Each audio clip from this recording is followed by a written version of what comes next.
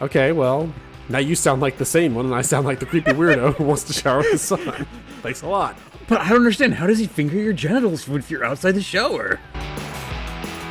Welcome to Then You Ruined It, a podcast where two friends who refuse to meet in real life give each other plenty of reasons to stick to that opinion.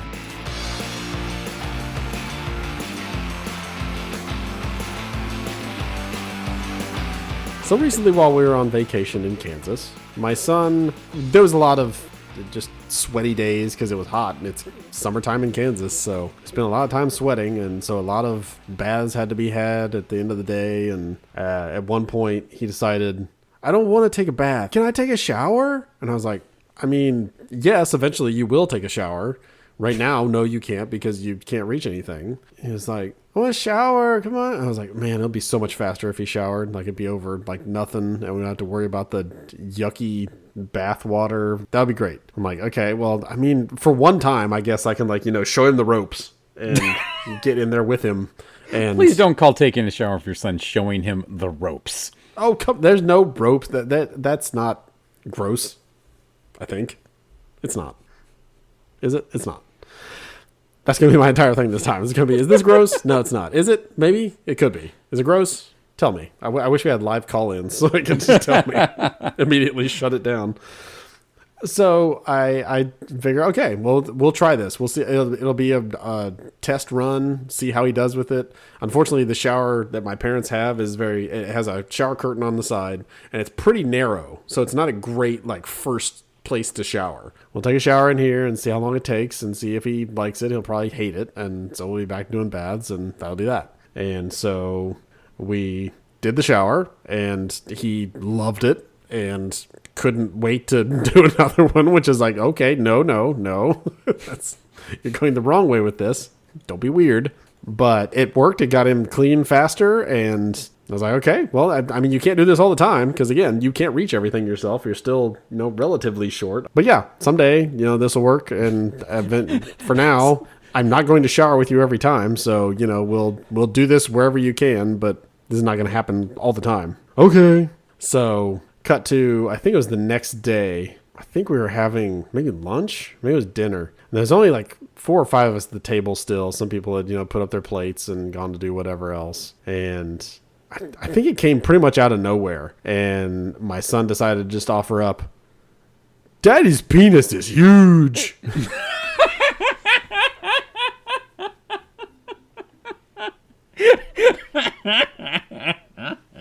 Now I know why you were dying to tell this story. Okay. So, I mean, he said this to me in the shower, and I was not... I shut it down because I'm like, no, as you get older, it grows with you. So you're younger, so yours is smaller, and so mine just seems bigger because I'm older than you. That's all it is. And he let it go then, and I was like, okay, that's squashed, and he's not gonna bring it up again, okay? And then he said that the next day, and I was like, oh my, I've got some splaining to do. And of course, this is amidst like everybody either laughing so hard they're crying or they stood up and left the table. It was a range of emotions. It was a Renaissance painting. What happened after my son told the entire table, I have a huge penis. Well, and like any good Renaissance painting, everyone tells a story. Every person's reaction within the painting tells a story. I want to know the story of your wife's reaction. How did she react to this? Did she nod or did she scoff? I think she laughed, but she laughed knowingly because I told her. I told her the details of everything that happened. Like, it was I thought weird. You told her you had a huge wiener in your life. I told you. Our son told me. Why can't you tell me? It's like, no, don't ever say that again, you creepy weirdo. No, I just told her all the details, like right after it happened. Like, I mean, this is what happened, and he was good with it. He did a good job, and he loved it. But he also did this, and this was weird. And so, yeah, I think she probably was enjoying just the moments leading up to it. Because when I told her, okay, so I think it's good. I think we're done. I'm sure she was thinking, we're not done. When you least expect it, he's going to tell his entire kindergarten class his daddy has a huge penis or something like that. So he is that kind of class clown. He would say something like that just to make them laugh. Fair on him. I would do the same thing. even though it's not appropriate and is very disrespectful and mean and whatever. Like, if it's going to make them laugh, make them laugh. What's disrespectful and mean about that? Trying to make your dad have to backpedal of like, why is my son talking about my penis to his classmates? Oh, yeah. I thought he like, if he got in there and had a bit thing like, my dad's wiener is huge. It's a whole 4 inches. Huh? Waka, waka, waka. It's funny because I'm 5. I mean, if he told that joke, sure, it would be funny because he's 5. I'll give that to him. But yeah, so it's that was like the only situation that's arisen from it. One other time you wanted to take a shower the other day once we got home, and we have a much bigger shower in my wife and I's bathroom. And I was like, okay, that one you're going to enjoy a lot more. And we were both, what was it? I was getting home from this big, like, a party they had at church where they got like a foam machine. And so he's just covered in foam, and he has sensitive skin. We have to use lotion after every bath, and he's very sensitive in that way, and so he'll get itchy skin, and it drives him nuts, and he'll itch it until it almost bleeds, and it's like, okay, that's not good. So my wife was like, okay, we need to get him clean like as soon as possible because I don't want that stuff staying on his skin. I was like, okay, well, let's go home and get him a bath. And he did not want a bath; he wanted a shower, and said, okay, this is the fastest way to do it. I'm super dirty as well, so let's once more unto the breach. Give the people what they want. And so this is a different shower. It has 2 different nozzles that go at different times if you want. And it was spraying down more. The one he was in previously was spraying kind of out. He kept looking up into it on purpose. Just funny, I guess. He laughed and he thought it was so funny. At one point, he definitely got way too much in his face and he couldn't see anything. And he's just, don't do this in the shower. And he definitely got a handful. And I was like, oh, okay. This is done.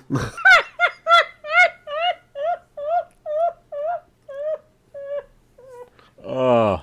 So that's never happening again, and that's how that's going to be. And to prove it, my wife then the next day he got dirty again, and he wanted a shower, and she's like, "So yeah, I did the shower for him."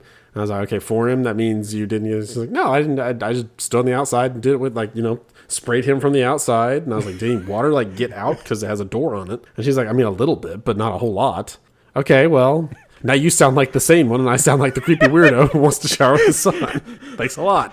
But I don't understand. How does he finger your genitals if you're outside the shower? Did you really enjoy it when he tickled? I was like, no, no, me neither. I wasn't saying I did. But if you did, you'd tell me, right? No. Yeah. So she just did it from the outside of the shower like a normal person, and I said, well, if I am to give him a shower ever again, then it's going to be like that. Me fully clothed, him showering, because it's definitely less weird for the adult to have clothes on. I mean, yes, because that's like a bath situation, but you're teaching your child how to bathe themselves. Again, once he's tall enough, he's off to the races. So, put the shampoo on the floor? I mean, I know it gets away, it's probably going to ruin your birthday, but you could still do that. It's not the shampoo, it's the reaching the faucet or the sprayer. But the water comes down to you. If he can turn it on, he's good. Ours is detachable with the hose, and that's why he likes using ours. He really likes doing that part. Ah. Okay. Yeah. Fair enough. So it's a work in progress. He's already, as I've mentioned many times, he's already far ahead of my first child, who still will barely shower once a week on her own. So did you teach him to pee in the shower? That's the real question. Did you point him as you're like, pee into that? No. I do have an update there, though, because my wife did hear the episode, or at least part of the episode, about me peeing in the shower. And so I had to... I mean, because of one of the clips. So I had to come clean about that, literally and figuratively. And she dropped a bombshell on me, which was, I mean, I've peed in the shower occasionally. I'm like, what? Yeah, because it's a normal human thing to do. I mean, sure, I guess. I did it the other day. Felt great. I didn't mean to. I got in the shower and I was like, oh, I forgot to pee. This is okay. Whereas I used to like freak out about that, and I would probably, like, ruin my bladder system trying to hold it in while I got done with the shower. Now I'm just like, okay, this is all right. I'm all right. I'm peeing in the shower. Everything is all right. Tell me that you're all right. So man, once again, I'm spoiled for choice of follow-up stories of public showers. You don't always have to one-up me. You can certainly just stop. Like if I told a public shower story, like co-showering situation, you don't have to have one. You can just, let it go. And yet, that's not going to happen. Oh no, I'm sure you have something. I'm trying to decide where. I got 3 stories that I'm oscillating between. How about without details? Have you ever showered with a significant other, and how much did it suck? Oh no, it's fantastic. It's one of my favorite things. But okay, hard disagree. I mean, it's never things as have never been as cleaner. the movies make it out to be. How about that? Oh, you just gotta be dedicated. Cliff Notes version of one of those stories. There was a time we were out when I was in China, and my wife's like, "Oh, we're gonna go to the bathhouse," and I'm like, "Wait, who's we?" And she's like, "Oh, me and my mom." I'm like, "Oh, okay, yeah, that sounds lovely. You two go have a wonderful time at the bathhouse because public bathing is kind of a thing that people do there." And she's like, "It's okay to say no, but do you want to go to the bathhouse with my dad?" Prison lingo. I'm like, "Sweetheart, there is not a number to describe the number of blowjobs I would need to get to go to the public bathhouse with your dad." I mean, that is a sitcom ass situation. She's trying to put you in. You want to go with your Chinese father-in-law to the bathhouse? I mean, come on. That's gold, Jerry. Gold. Not gold I want. If we had this podcast at the time, then you are a selfish a-hole for not going through with that. Because that is like, I mean, that is just offering up on a silver platter the best podcasting story you've ever heard in your life. And you turned it down. Fair enough. So there was another time in my life when it was kind of a barrack situation where there was kind of a communal shower. So we all had to shower together at certain times. This was just the way of the world. We were all like 19, 20 years old. So everyone was very, we're going to be mature about this, but we're also going to do this as quickly as possible so we don't have to see each other's wieners any more than we have to. Like this was just an unspoken, agreed upon thing. Like, okay, I know we have to do this because we stink if we don't. But real quick, no one talks. If you have to, you maintain eye contact very carefully. You kind of do this. You're like, yes, I will pass you the soap. And then you go about your business. You can't see his creepy ass look, but if he gave me that look in a communal shower situation, I would not think, oh, this is cool. This guy's fine. I think, well, this is where I die. Didn't think I'd go this way, but I was born wet and naked. I guess I'm going to die wet and naked. Not okay with that. So this was the system. This was the way of the world for a few weeks. And then some new people came along from Korea. Now, I just mentioned that in China, their public bathing is a thing that happens. In Korea, apparently, this is where you go to party. Like, they got sing-alongs going. They got people playing all kinds of games. Like, it was just a big communal thing. Like, everyone is just like, ah, rah, rah, shower time with our Korean friends. Ooh, ooh, ooh. And, like, me and my roommates were not fans. We stuck to the system. Like, okay, no, we had an order. You don't understand what it's like. We set the rules. We've been here for weeks, and we're gonna shower and leave. We're not gonna sit around and tell stories. No, we gotta go. So there were 4 of us in a room. So me and 3 roommates. Me and 2 of the guys were like, well, this sucks, but it is what it is. We'll get in, we'll get out, we'll move on with our lives. Our one roommate refused. He's just like, no, I'm not showering with those guys. They're singing. I'm not gonna shower and sing a song with 20 other naked dudes. That's just not what I came here to do. And we're like, well, you can't not shower. You smell disgusting. We just got back from basketball. It's 98 degrees outside. Go take a shower. It's like, no, I'm gonna wait. I'm gonna wait till they're done. I'm gonna wait till they're done. Like, they are singing the Korean equivalent of 99 bottles of beer on the wall and teaching it to guys who don't speak Korean. They are going to be there for a while. We have places to be. Move. So finally, he's like, I don't have any time. I'm going to run and go. And so he's going into the shower. we don't know what's going on. We're all getting dressed. We're leaving. And we hear a bunch of cheering, a bunch of laughing, a girly scream, and then the undeniable sound of wet bare feet running through tile and then carpet. And then our door flew open.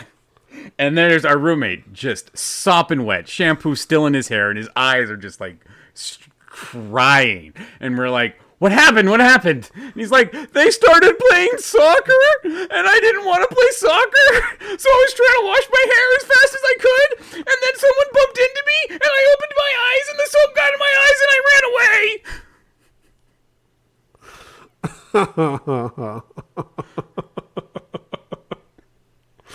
It's like a horror movie, but nothing actually dangerous is happening. Yeah, exactly. But I do have to ask, what did they play soccer with? The soap? A shampoo bottle, yeah. Okay. Not a great idea, but I mean, that is like the worst, like, cultures colliding. If you have to only shower in this situation where you're together and these dudes come in who are like, shower time is fun time. Am I right, friends?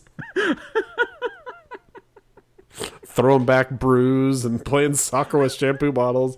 Goodbye, Ruby Tuesday. Oh my God.